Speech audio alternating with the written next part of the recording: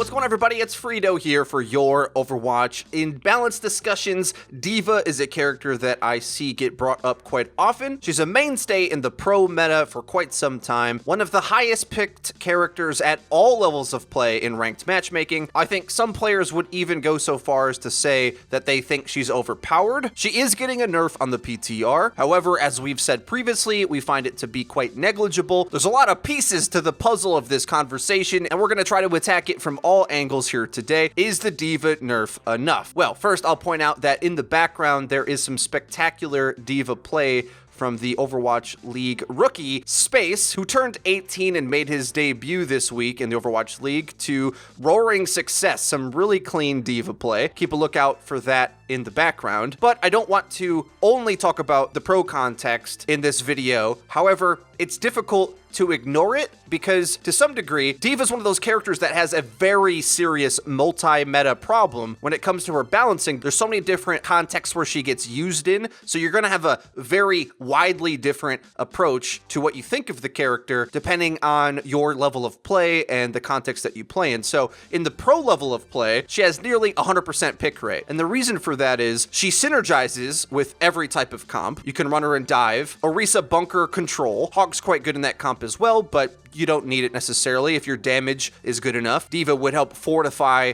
the sustainability of the comp instead. And she's a mainstay now in Reinhardt comps as well, because especially if the enemy is running mobility characters, few tanks can really protect your backline or to fend off flanks better than D.Va. So she plays well with everything, and she plays well against everything, particularly because there's not many relevant damage sources that can shoot through her defense matrix. Of course, you have Mei and Zarya, but really a good D.Va player knows that they don't counter D.Va at all if you play D.Va right. And that's kind of the crux and the hinge of where this conversation turns, because in matchmaking, as we've made a video previously that you should definitely check out if you're a D.Va player, that D.Va's one of the most misplayed heroes in all of Overwatch. Very, very often, the approach that you see in matchmaking is that D.Va players take damage constantly, as if their mech is literally a Reinhardt shield that they could just plop down in the line of sight and absorb damage. If you play that way, then yeah, Zarya and Mei would feel like harsh counters, but if you play her more in the opportunistic pouncing bursts of impact playstyle that the pros do, then you see where she fits all the time. And in order to access that, of course, you have to be really comfortable in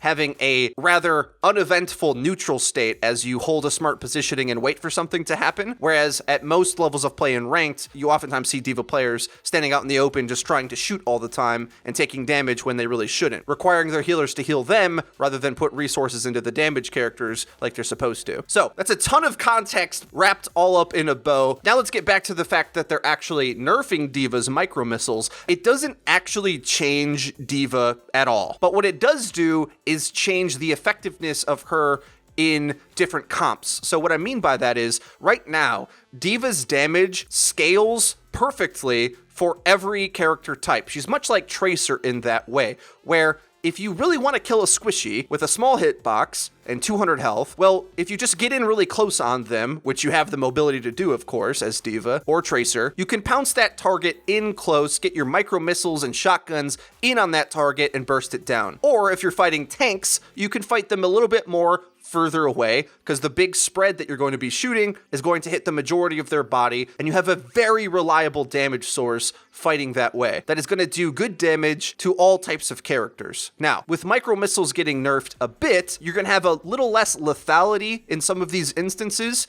but overall, as we have played it quite a bit on the PTR, it doesn't really change her effectiveness in any of these fights. But I think what it really will do, at least in the pro state of play, is make it so that D.Va feels a bit weaker when you're playing her in multi-tank especially, or perhaps make you think twice about picking her with Orisa, for instance, in some of these niche situations where you actually might not have enough damage out of the comp that you're running in terms of overall team damage. That's where it's going to really start to show. But it's hard to even notice that at all when you're playing in matchmaking, because so many other things could be going awry that it's hard to pinpoint, like, well, it's the off tank that needs a little more damage output here. Those really micro adjustments just aren't even really in the conversation most of the time. We're just lucky we even have a tank a lot of the times. I kind of assume Blizzard knows this, that the nerf wasn't going to do a ton, and they're more so trying to change D.Va in a way that won't make her unplayable for the majority of players, while also trying to reduce her almost 100% pick rate in the pro level of play, which is a pretty smart way to go about it. And something that I was thinking about for the pro context as well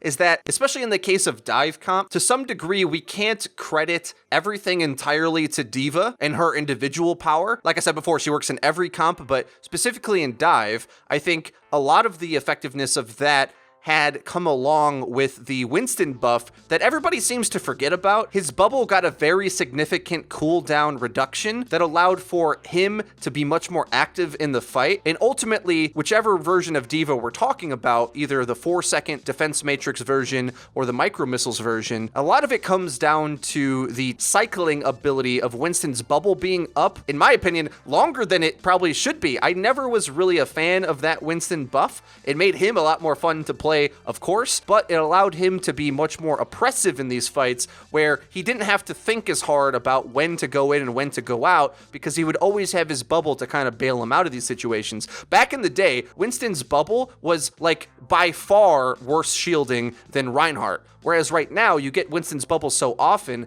that as long as you use it contextually right, you can outplay Reinhardt a lot more and get a lot more value than a Rein static shield can because you get it so often. Combine that with the fact that you have a D.Va buddy to go in and out with you, you can start to see how the channeling of those tanking abilities became the best in the game. What's the point of having a static tank that can get danced around when you can get all the tanking you need out of the 1-2 punch, 2-man wrecking crew of Winston D.Va playing together and synergizing and chaining their abilities over and over again. But one step further is looking to the future, and something that I think we all should start to think about as well is that Brigitte coming into the mix is a really big deal, in my opinion at least. Brigitte's damage and her stuns go through defense matrix and will also stun her, of course, setting her up for further damage from her teammates that DM normally would stop. Her ranged attack can stop the dive from Winston anyway, disrupting that perfect 1-2 punch synergy that they normally have. And possibly the biggest one of all is her armor that she gives that I'll explain in a second. But if you played either a lot of quick play or a lot on the PTR,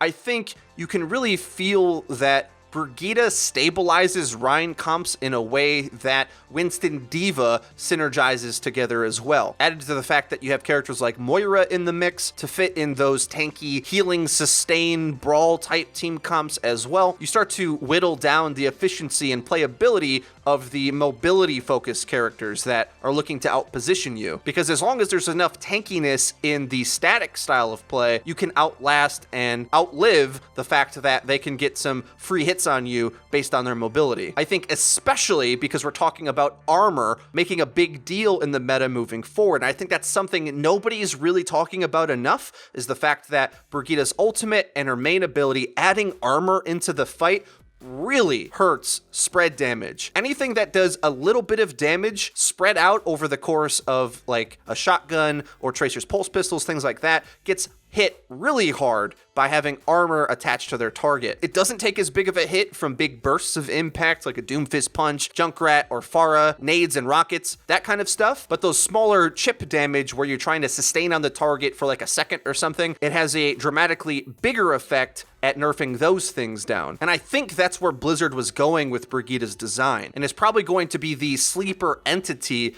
to solve a lot of issues that you might be having with the meta in seeing Tracer and D.Va being too good. Because overall, their burst potential isn't as high as people think. It feels like they have a lot of burst because they can see a target, single them out, pounce them, and functionally burst them down. But the way the damage is applied actually isn't a burst. A real burst of damage is like a Widowmaker headshot, where it all comes in at once. But because there isn't a lot of armor in the game, the fact that Tracer can one-clip you or D.Va can dive bomb you and have her blasters and rockets all hit you at once, it's a lot of little damage over the course of like a second. But you're really going to start to see that difference when armor's more in play. And we don't know when this Torb rework is coming in. That could also play a big part as well. And when you need burst, you start to think about it none of the tanks actually have very good burst anymore. And if you need burst damage, really the only character in the tank slot that does it anymore is like a fully charged Zarya with her right clicks, or Reinhardt's hammer and pin. Overall, slowly kind of gearing the meta towards requiring that style of damage and a slower way of playing. So we've touched every single possible way of discussing